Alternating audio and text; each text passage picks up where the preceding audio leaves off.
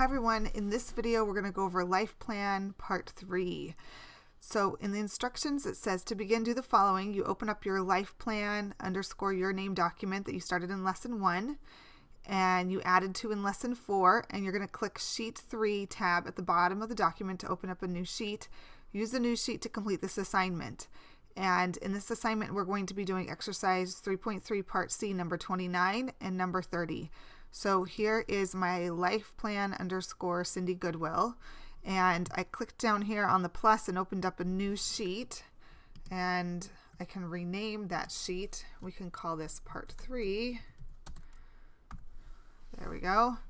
So we know that this is Life Plan Part 3. And over here I opened up the textbook section 3.3 Part C, and here's number 29 and 30. I'm going to scoot this over so we can see right about there, so we can see that and the spreadsheet at the same time. So for number 29 it says find the price, interest rate, and years of a loan for homes in your area. In your Life Plan spreadsheet, enter the price, the number of years, the interest rate, and then use the payment formula to figure out how much it will cost to own a home. Report to your group when you have completed it.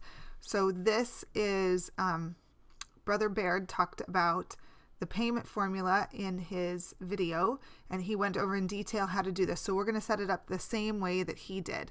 But first of all, up here at the top, we're going to put,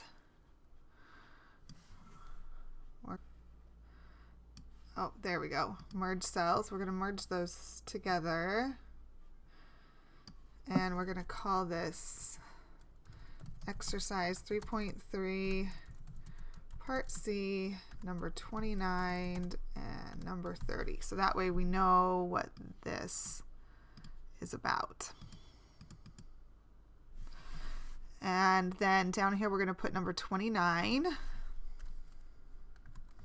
It's always good to label things so you know what we're talking about. So we're going to, for number 29, we need the rate. So in parentheses, I'll put what it stands for so that way you can remember. And Y is for the number of years that you're going to be paying on this. And N is the number of payments per year. And then, here, let's make that one a little bit bigger. And then P is going to be our principal, and then this is our rate, which is our R over here divided by the N. That's going to be our total number of, sorry, that's our rate. So you take the rate and you divide it by the number of payments per year, and that's our rate every time you pay it. And then N per, which is the number of payments per year, times the number of years, which tells us our total number of payments. And then over here, this is where we're going to put our payment function under there. And all of this, oh, once again, I cannot see the merging button. There it is, the merging button.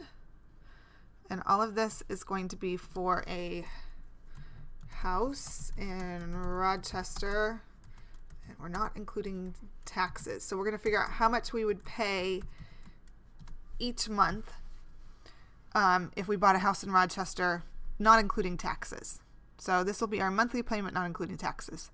And let's make this look cute here by changing the color. There we go. Okay, so our rate for number 29, all right, let's make sure we can see this, sorry. So our rate is going to be whatever rate in the area you're in. So you should be looking up online or asking around to finding the rate that you can take a loan out for a house. I'm just going to put 6.25, but you need to check in your own area. And it's common to do a 15-year loan or a 30-year loan. So you can put 15 or 30 in there. And the number of payments per year, you're going to do 12 payments per year. You're going to pay every month usually. The principal, that's how much money the house costs. So you can get a really nice house here in Rochester for $188,000. Whoops. Yep. And then our rate, it's going to be R divided by N. So I'm going to go over here. I put the equal sign in to show that I'm going to do an equation. And then I'm going to click over here. And that puts the value from that box there. And then I'm going to divide by the value from this box. And then you hit return and it will calculate that value and put the number in that cell for you. The NPER, this is how many payments total that you will make on this. So it's going to be, again, I put the equal sign and I'm going to grab the value from that cell, multiply it by the value from this cell, and then hit enter. 360 payments total.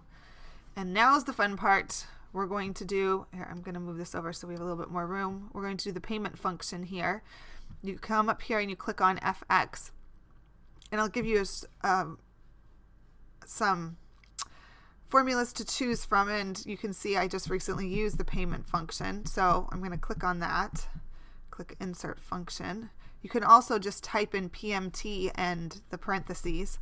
And then over here, this is nice because I can just take and click. I have right here my cursor under rate. I can just go over here under rate and click on it, and it will put that value in that place. This is the total number of payments, so I'm going to put that in there. The principal value, that's our principal, so we put that in there. The future value, in the future we want it completely paid off, so our future value is going to be 0. And then down here on type we can just leave that blank.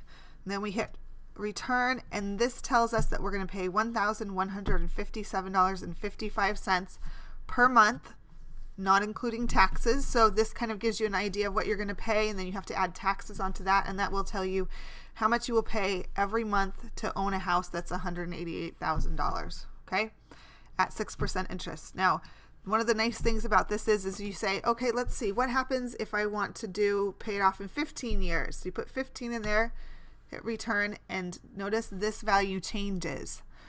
So that would be $1,611.95 per month.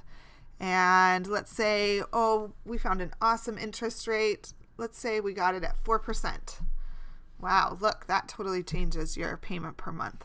So it's kind of fun because you can go through and you can even change, say, oh, I found a house that's only $140,000. Cool, look, my payment's going to change to that. So this is a really cool tool that you have created here where you can change your rate, you can change the number of years, you can change your principal, and it will automatically change and show you how much you're going to pay every month, okay? And then you're going to do the same thing for number 30. You're going to use the payment formula to find the cost of owning your own transportation. So I will get you started on this, but I will let you finish it up because it's exactly the same as the one before. All right. So this is buying a car. So we're going to call this, let's say we're going to buy a 2016 Toyota Corolla. I looked this one up. And we will make this one pretty also. And these are all going to be the same, so we can just copy it and paste it here. And then you need to put in your rate, the number of years, your number of payments per year, your principal, calculate this, and calculate this.